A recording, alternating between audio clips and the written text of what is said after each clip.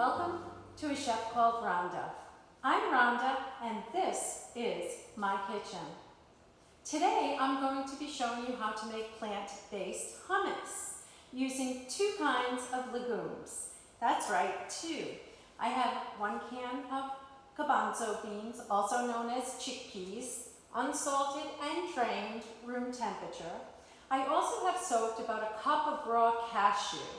And the reason why I'm using cashew in place of your traditional tahini, sesame paste if you will, is cashew is a bit sweeter than the sesame, and it offers just a little bit more of a sweetness, but yet still very low in sugar. Cashew and chickpeas are our 2 main ingredients for this plant-based hummus.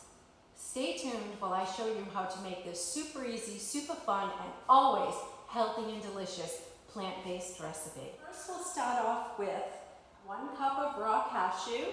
I choose the organic type, unsalted. I have 1 16-ounce can of garbanzo beans or chickpeas. Can you see that? I also have 2 tablespoons of extra virgin olive oil. I have 1½ teaspoon of cumin, good quality cumin. It gives that real nice earthy flavor. I have the juice of 1 fresh lemon, which I've already juiced here in my trusty little lemon juicer. And I have 2 tablespoons of red Bermuda onion. You can use dried shallots. I've also pulled these from the pantry to show you that dried shallots are also an option. It gives it a nice warm, tingling feeling on the tongue. So I have red Bermuda onion here. I've minced it, chopped it just a bit roughly. 2 tablespoons, I'll add that. And then to garnish at the end, fresh parsley on top. Okay, to the food processor, I will add my pre-soaked in water 1 cup of cashew. I will then add my drained chickpeas into my food processor like so. And I will pulse that for about 20 seconds on low. Once I finish the first processing of the garbanzo beans, chickpeas, and the cashews, they're roughly processed. I'm now going to add my 2 tablespoons of extra virgin olive oil right into the food processor. I'm now going to add my cumin, like so. And this just gives it that nice earthy depth of flavor. Oh, this is so wonderful. A good quality cumin can really enhance many, many dishes. To food process on high for about 15 seconds. I'm now going to add our freshly squeezed lemon juice to the food processor, like so. After adding the lemon juice, it's another 15 seconds on low. The next step is to turn it out into the bowl, and just using the back of your trusty wooden spoon, just kind of even it out nicely. And you can also use a spatula so that you can taper back the sides and make it look really neat. Make it look somewhat pretty there. Let's clean up the edges of that bowl. I'm going to gently add my red onion, parsley, like so.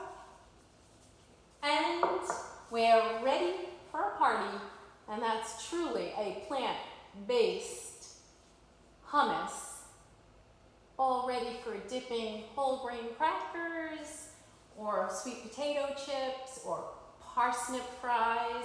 This is a world-class dish right here, made in the matter of 5 minutes. Can you see that? I wish you could smell it. It's wonderful appetizer. Just to recap our recipe today, cashew and chickpea hummus. It's real simple, real easy, super, super healthy and delicious. Cheers. I used 1 can unsalted chickpeas or garbanzo beans. I also used 8 ounces of pre-soaked raw cashews unsalted. I used 1½ teaspoons of cumin. Cumin gives it that depth of flavor. I also used the juice of 1 lemon and 2½ tablespoons of extra virgin olive oil. To the food processor, I added the cashews. I pulsed for about 15 seconds initially, and then I added the chickpeas and pulsed for another 25 seconds. After that, I added the lemon juice and the olive oil, followed by the cumin. You may find if you didn't pre-soak your cashews all that well, you may need to open the food processor and grab with the spatula from the sides, as it may be a little dry. If you find it's a bit too dry for your liking, go ahead and add olive oil to suit the smoothiness of your desire. From that, I added the lemon juice, and then I pulsed for a good 30 seconds. And that's pretty much the recipe. So, at the end of the recipe, I added 2 tablespoons of chopped Bermuda onion, and Bermuda onion, if you can see that, they are wonderfully sweet and tangy, and they have all of the goodness from an onion, but yet sweet and savory, all at the same time on the palate. It has nice finishing on the palate. And then, of course, our lemon juice just gives it that spark of brightness inside the recipe. And then I just drizzled the red onion over the top, and then sprinkled with parsley, and there you have it, a world-class appetizer, chip and dip, all plant-based, of course, and yeah, Bob's your uncle. Anyway, I hope you subscribe to our chef called Rhonda. I hope you had fun today in my kitchen. Thank you for inviting me into your kitchen. I hope you enjoyed this recipe. Please subscribe, give us a big thumbs up. It would be greatly appreciated.